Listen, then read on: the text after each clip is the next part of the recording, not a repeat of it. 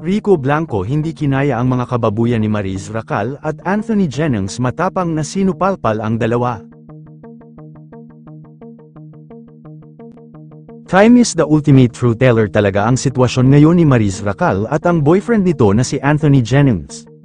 Matapang na in-expose ng ex-girlfriend ni Anthony na si Jam Villanueva ang kabahuan at paglalandian ni Maris at Anthony kahit may namamagitan pa sa kanilang dalawa ng girlfriend na si Jam Villanueva. Base sa mga paglalarawan ni Jam sa convo ni Maris Racal at sa boyfriend na aktor ay makikita na June 28 pa na huling nag-uusap ni Jam si Maris at Anthony Jennings.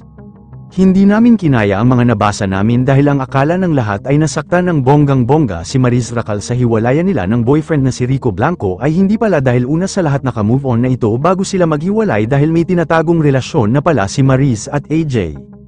Way back 4 months ago nang sabihin ni Maris na hiwalay na sila ni Rico Blanco. Nahuli naman na naglalandian ni Jam si Maris at Anthony noong June 28 August nangyari ang pag-sploky ni Maris na break na sila ng singer na si Rico. Say ng netizens lahat ng mga sinabi ni Maris Racal sa hiwalayan nila ni Rico ay pawang kasinungalingan lang upang mapalabas na hiwalay na sila at maging sila na ni Anthony na walang sabit. Makikita sa mga larawan na nag-kiss na si Anthony at Maris sa isang bus sa Bangkok, Thailand na gumala ang dalawa out of town. Say ni Maris sa convo na ito ay, "You miss my body," padagdag naman ni Maris ay parang tinatry mo akong ubusin. Sagot naman ni Anthony, "Gusto mo ba ng ganun?" Sa tanong ni Maris kay Anthony na masaya ka ba kagabi nag-double meaning ito at hindi malinaw kung nag-ano na ba sila or masaya lang siya na pumunta sa bahay nila Maris si Anthony.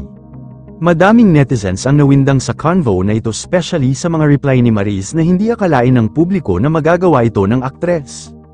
OMG, I never expect na ganyan si Maris, she know na you exist. Pero look what she did, naawa pa naman ako sa kanya nung umiyak siya about sa breakup nila ni Rico. Yun pala super landi niya, "Hindi ko carry hugs for you ate girl, love you te, ilabas mo na lahat." Hindi nila deserve ng peace kasi mga baboy sila. Madaming hindi makapaniwala sa balitang ito dahil alam ng lahat na mabait na tao si Maris at hindi mang-aagaw ng boyfriend. Yun lamang po, ano ang masasabi mo sa balitang ito, comment mo sa ibaba. Huwag kakalimutan i-like ang video na ito. Maraming salamat po sa panunood.